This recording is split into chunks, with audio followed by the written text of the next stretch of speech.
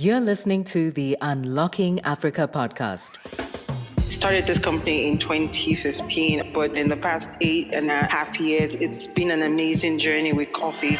Knowing everything that has happened with oil in Nigeria and our agricultural sector, a lot of commodities have come back to the forefront, but coffee hasn't really taken that leap when it comes to government intervention.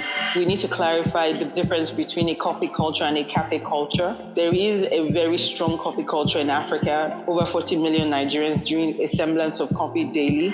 Some part of our expansion plans is creating more coffee experiences using coffee from Nigeria and from across Africa.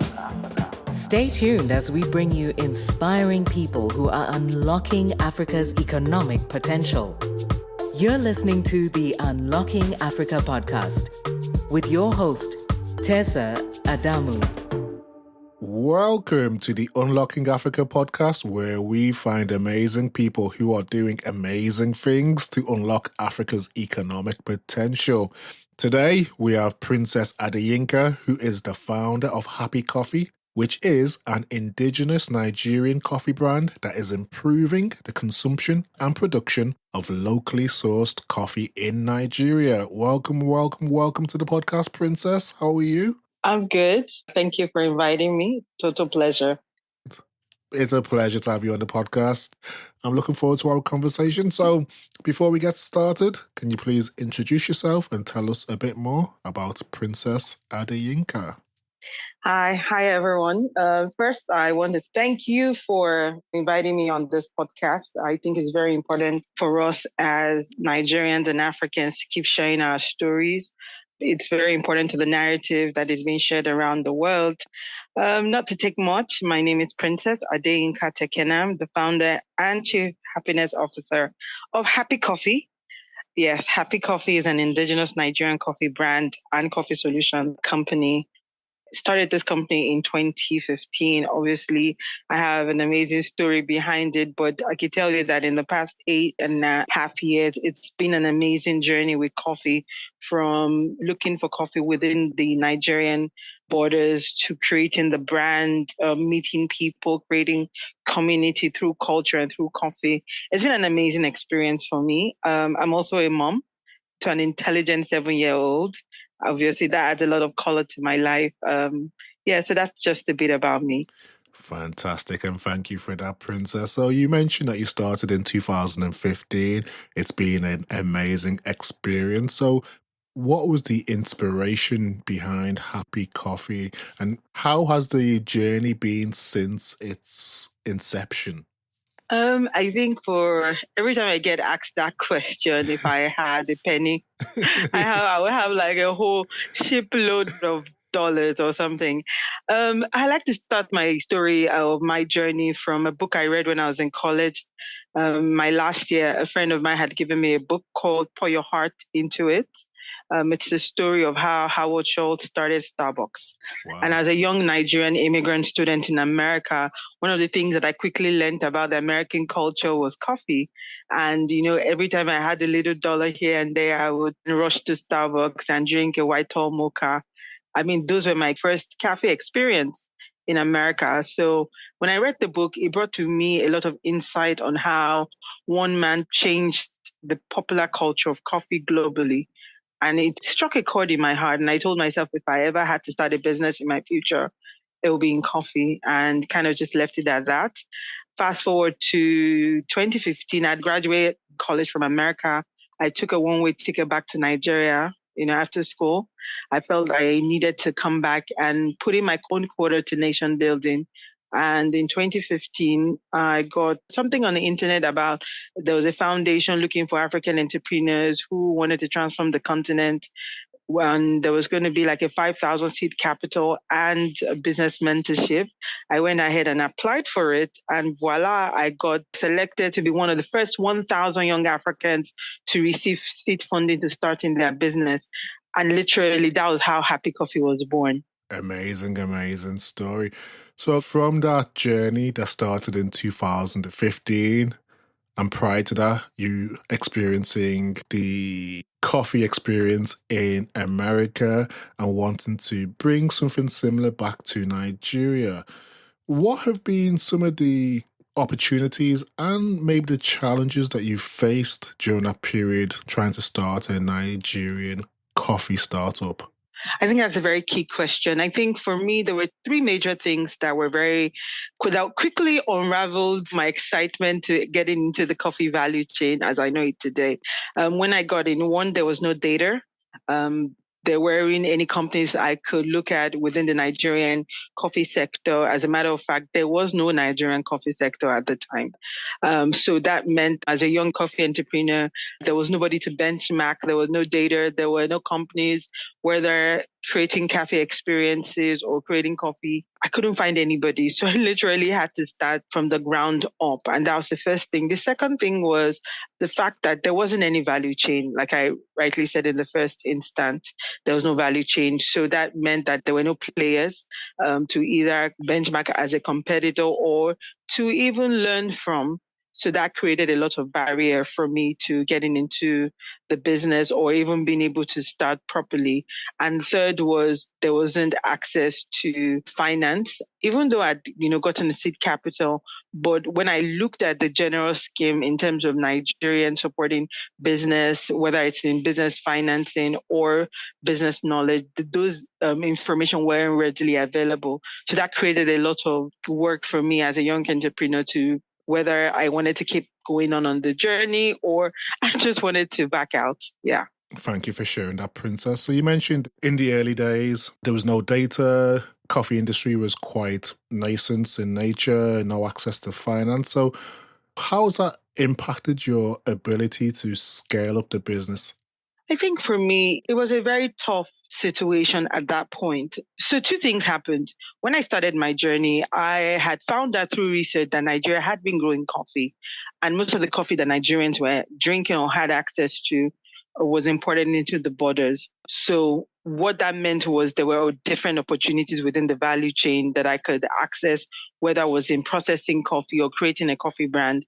But like I rightly said in the beginning, there wasn't any data for me to make a lot of assertions. And that made it difficult for my conversation around whether talking to early level investors or even the bank, or whether or not I was talking to any business person, because there wasn't adequate information about coffee as a commodity in Nigeria. It made conversations really hard and difficult. So it always looked like I was trying to convince them that Nigerians drink coffee, and if you know, a lot of investors have experienced brands like Starbucks. So people intermittently think that when I say coffee, I mean Starbucks or I mean a cafe culture. Yes. No, I was generally thinking coffee as in people drinking coffee every day. So that created a lot of gap in terms of being able to convince people about what I was trying to do. I mean, 9 years down the line, obviously the conversation is much better because the brand has evolved. But in the beginning, it was a tough battle trying to get people to see what I was talking about as a young entrepreneur and why the value chain for coffee needed to be looked upon, whether on the side of the government, side of the private sector, or bringing more entrepreneurs into the value chain. Yeah. With these challenges, you've obviously found solutions to overcome them. So I was hoping you can share on some of the innovative solutions Happy Coffee has developed to address the challenges, specifically within the Nigerian coffee value chain. Thank you. I think for me, one of the first things that I quickly realized was we needed to develop a brand. And if you know the brand or if you've come in contact with us, you will know that we're very particular about who we are, what we stand for, and what we're trying to do. And that's why our logo is a big, bright yellow smiley. Yes. Because when we started, we wanted to liberate Nigerians from just regular coffee in your cup. We wanted to create experience. We wanted to create art around coffee. So we're very particular about our brand. So one of the things that we did quickly was to begin to build brand following. Right now we have, a lot of tribe members who follow the brand, who are excited about what the brand is doing. So that's one of the things that we quickly hacked in our business was to build the brand and build the brand following. The other thing that also helped, obviously, after COVID was the fact that we included a level of technology in our outlook. That means that our customers now could engage us not from a big brick and mortar kind of store, but we began to look for ways to put in our brand.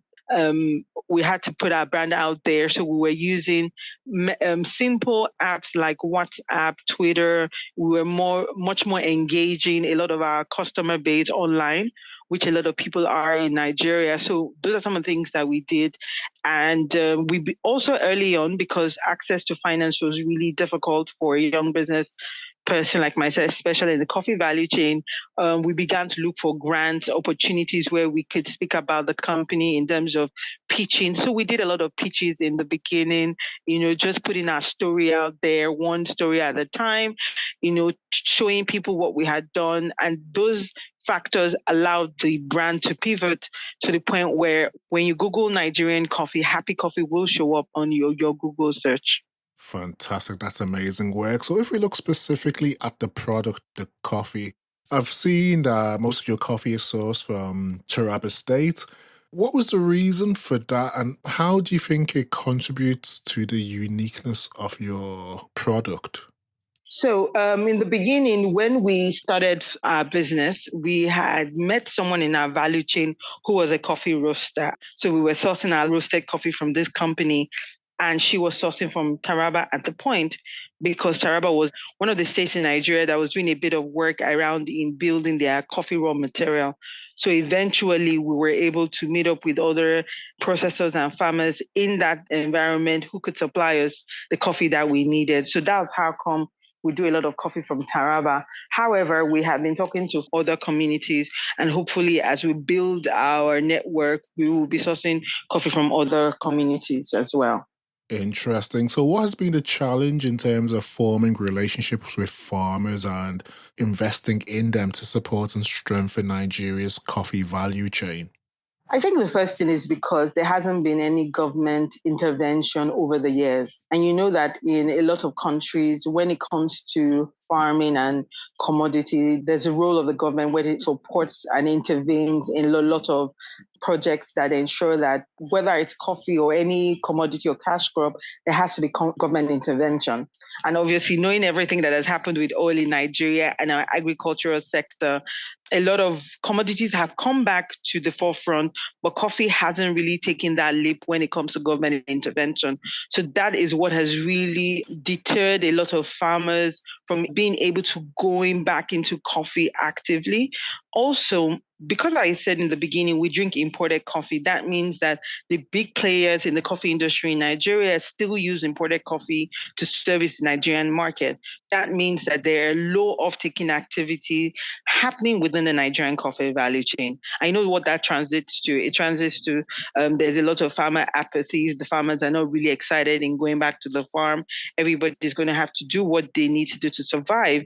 So that's why coffee hasn't really taken off as it should in the value chain. However, we've been like a strong advocate in declaring the role of coffee globally and seeing why Nigeria should also get back actively in the coffee value chain, ensuring that farmers are looked upon properly. So I'm assuming a lot of work is done in terms of educating and training the farmers in modern agriculture techniques and technology. Can you tell us some of the work that you do in this area to add value to the product that you produce? So one of the things that we had to do was to look at what was available in the market.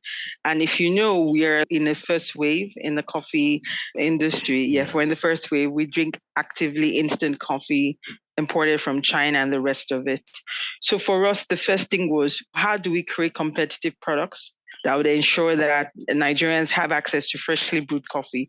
And literally, that's how we started. We wanted Nigerians to drink coffee the right way. We wanted them to have access to local coffee. Obviously, because we also have coffee in our backyard, why can't people drink freshly roasted coffee? So, and our product line has literally evolved into hearing what the market wants as well, and being able. So currently, we have 15 market feed products where our customers can have access to different ranges of products.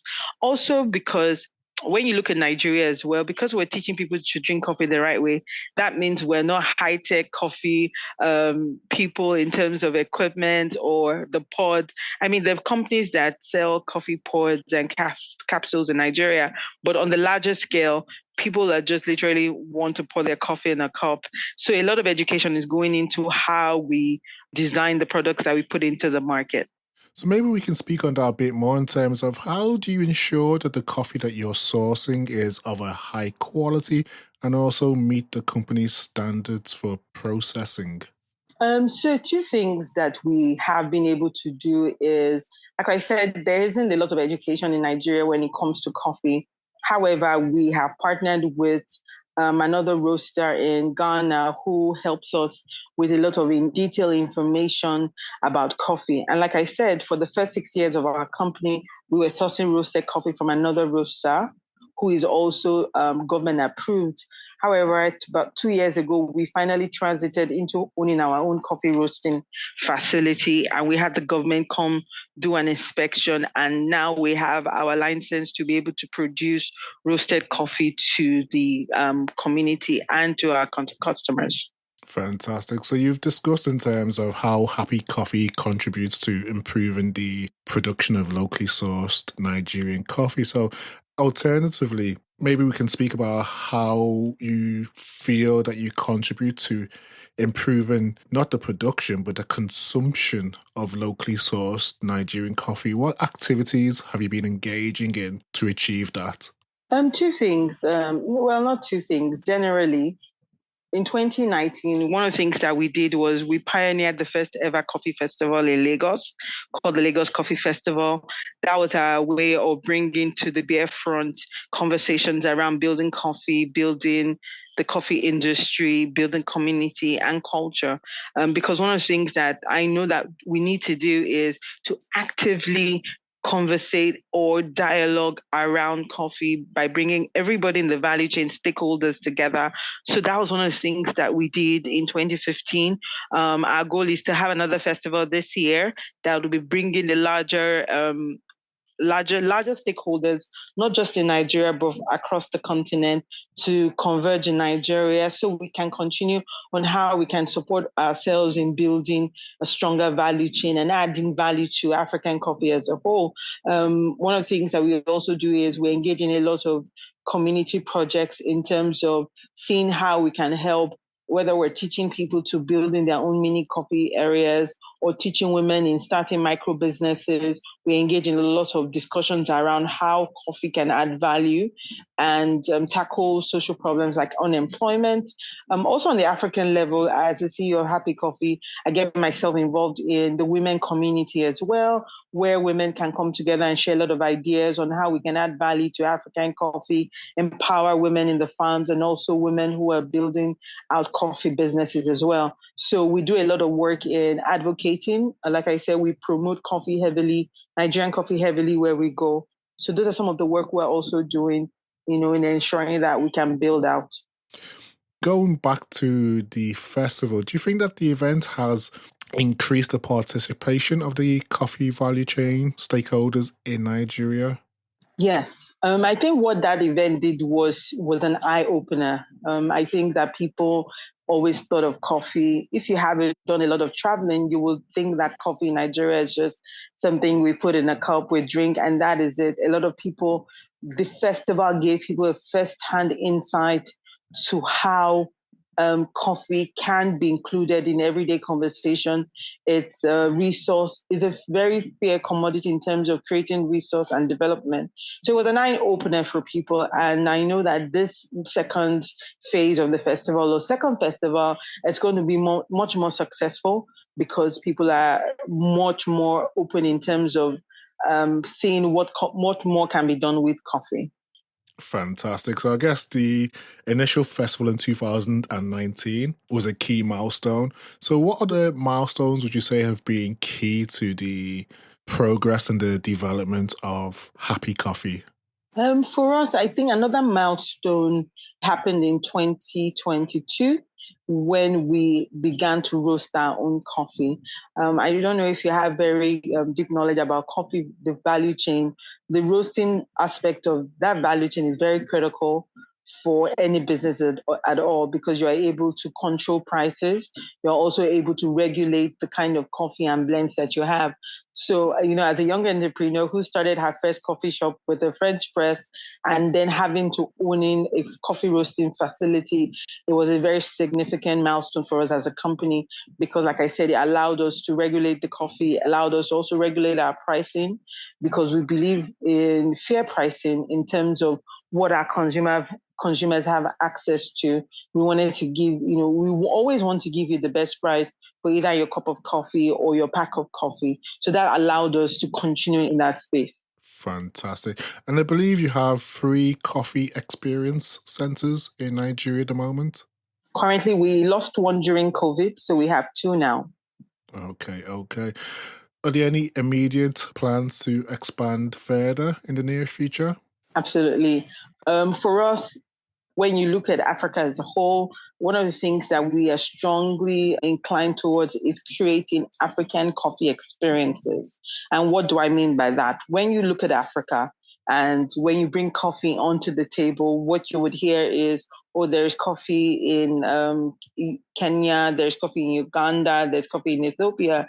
You would never hear about coffee brands who are creating experiences like the Costa Coffees, the Dunkin' Donuts, and the rest of it. And I think it's very important for Africans to play in that space. If it's our coffee, we should play heavily in the coffee experience sector. So for us at Happy Coffee, you're going to be seeing us expand our coffee experience across the border. We have plans of creating pop-up experiences in the UK as well, across Nigeria. We want to see more coffee outlets where people are able to experience, a great cup of coffee. So those are things, some part of our expansion plans is creating more coffee experiences using coffee from Nigeria and from across Africa. So you mentioned something key there, which is creating African coffee experiences. So does the African coffee experience differ from the coffee experience in, say, Europe or America? Absolutely. I think one of the things that you should know about Africans is we're very happy, we're very loud, we're very cheerful. When you think of a cafe, the first thing that comes to your mind is, when you go into a cafe, you have to, act nicely, sit as a place to just come and do your work. For me, when we're creating our own experience, we also want to see the areas of the basic pastries that we eat. We want to see more of African pastries. So, for example, if we open the coffee shop in the UK, you will not find a croissant there, but you will find what we call a meat pie, yes, or a Scotch egg, or a pastry from Ethiopia, or an injera. We want to see African food and flavors just bust through coffee. We're already seeing that in our cups. We want to see creating more experiences with African music, even to what the baristas wear. We want to see African prints just busting through the door, the conversations and all of that. So that's where the experience is going to come. You touched on this earlier on. There is this opinion that Nigerians or Africans in general don't consume coffee, or there isn't a coffee culture on the continent. What are your thoughts on this? I think first we need to clarify the difference between a coffee culture and a cafe culture. Yes. There is a very strong coffee culture in Africa. Africans drink coffee. Nigerians drink coffee. From Euromonitor reports, over 40 million Nigerians drink a semblance of coffee daily. So whether we're drinking a cup of instant coffee or freshly brewed coffee or pods, we're drinking the coffee. But what is not very prevalent in Africa is the cafe culture as the world knows it in the West.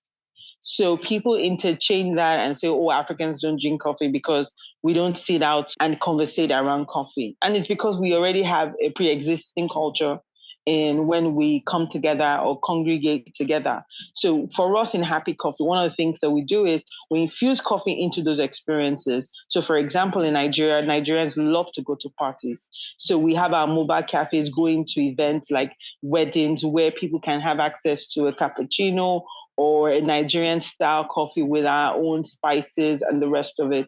So the notion that Nigerians or Africans don't drink coffee isn't true. What you don't see is the cafe culture And that's why I said Africans have to develop our own way of coffee drinking or coffee experience, the way we want to experience coffee as a community or as a continent. Thank you for that. You touched on this in terms of the importance of the mobile cafe service that you offer for both indoor and outdoor events. For us, when we started the mobile cafe, it was because we needed to educate people and bring the coffee to where they are. And it's because of the Nigerian culture. Nigerians are more comfortable in accepting a new concept when it's brought to them, other than having them come to you. So the idea was to take it to where they were and begin to have conversations, conversation starters like, oh, did you know your coffee comes from Nigeria? That always starts a conversation. So that was why we developed that model. So the model is for a time where we're able to bring coffee knowledge to the tables or to the presence of people who are existing coffee drinkers or people who are looking to convert. So when we look at, say, your customer group, do they tend to be of a certain generation or demographic, or is it quite broad across ages and incomes? Yes. And because we also have a lineup that is extensive, so we have the hot, we have the cold, we have it with the ice cream, like the espresso coffee, milkshake. So we have an extensive menu. So that allows us to accommodate more people within a certain age group, right from university level, from the Gen Z to the Gen X and the boomers. So we have customers all the way to their 60s who either want to drink plain coffee or coffee infused with milk or coffee infused with Irish cream. So we have an extensive target market. Brilliant. You've discussed or described the early days of Happy Coffee and the Nigerian coffee value chain up to the current. So if you look to the current trends, are there any current trends that you're seeing in the African or Nigerian coffee industry that you're excited about? Yes. As a matter of fact, I had just arrived from Ethiopia about 3 days ago, where we had the first African Coffee Week and the 20th Fine Coffee Conference and Exhibition. And I was super excited about the level of innovation that is coming through the value chain. I think for a couple of years now, there has been a high level of clamor for Africans to add value to their coffee. You would know that over the decades, we would ship out our green coffee to the rest of the world, and we will be left with the bottom of the barrel. So since the past 5 years, at least that I know, there has been a lot of clamor in, people or African communities or African businesses to add value to their coffee. We also had another barista competition that was won by a gentleman from Kenya. So the continent is seeing more careers being propagated on the continent and keeping more coffee baristas on the continent as well. So we're seeing trends of more young people going to become baristas. We're seeing more women coming into the value chain, becoming roasters like ourselves. We're seeing more brands being developed, and we're hoping that in a few months from now, the African Union would also adopt coffee as a strategic commodity, and that will allow governments of countries to begin to look towards investing in the coffee value chain of the country. So that got me really excited, seeing a lot of young people out there really excited about starting their own coffee business. It's on the rise, and that's quite exciting to see. Thank you. And I'm glad you've mentioned in terms of the role of government. So from your perspective, what more can be done from a governmental perspective to encourage the growing Nigerian or African coffee industry? I like to borrow a word from the current president of the African Development Bank that says that, Africa needs to treat agriculture as business, not as a hobby. Yes. That's the first thing. We need to treat coffee or whatever commodity we're looking at as business. And when it's business, things happen if you want things to gain a lot of momentum, it has to be considered effort. It has to be intentional.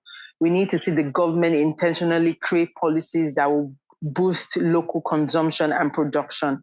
I'm also of the opinion that Africans should drink their own coffee as well. We should add value to our coffee. We should get more Africans drinking our own coffee instead of waiting for raw material to go to China and then being brought back to Nigeria or to Lome. We want to see more Africans drink coffee. And that will only happen if the government sits down and creates policies, whether it's on the African level, using AFTAC as an example. Let me give you an example. A friend of mine wanted to ship coffee from Nigeria to Ghana the other day. The cost of shipping was close to $6,000. It was just ridiculous. Let me say it in Naira.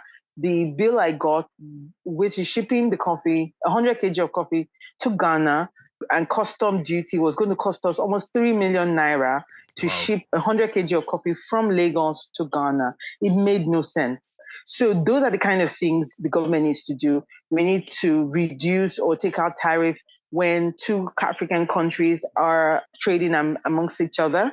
We need to see government create policies that improve local consumption and production.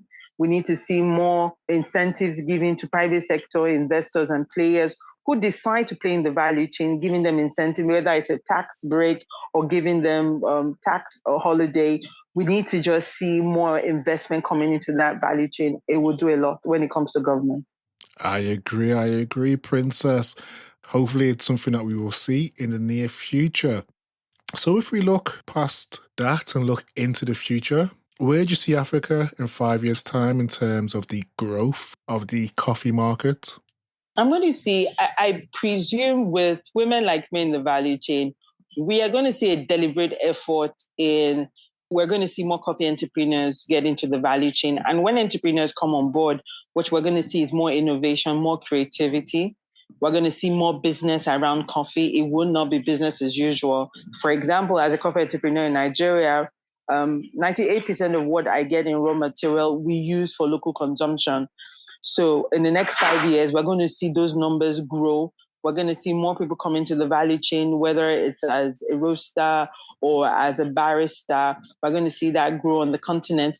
We're also going to see the emergence of what I call the future of coffee. And that's getting more young people to get into that value chain. Let me give you an example. I met a lady from Kenya who said a lot of Kenyan farmers don't want their children to go into the farms. And the reason is because, being a coffee farmer hasn't really made a lot for them. So they discourage their children from going into the coffee farm. But if you look at the flip side, whenever I'm going to the factory, my son's face lights up. He wants to come and help me because he sees his mom like, oh, she's doing coffee. She's really super cool.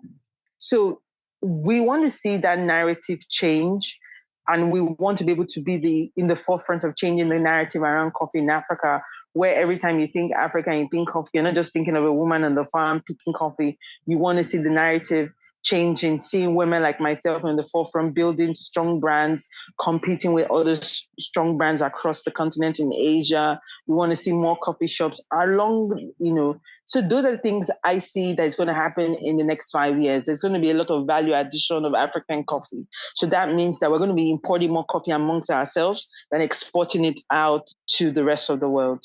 Fantastic. Thank you for that, Princess. So if we look closer to home, where do you see yourself and Happy Coffee in 5 years' time? Oh, what role or impact do you hope to have on Africa's coffee industry? That's a very, very simple question, but very wide.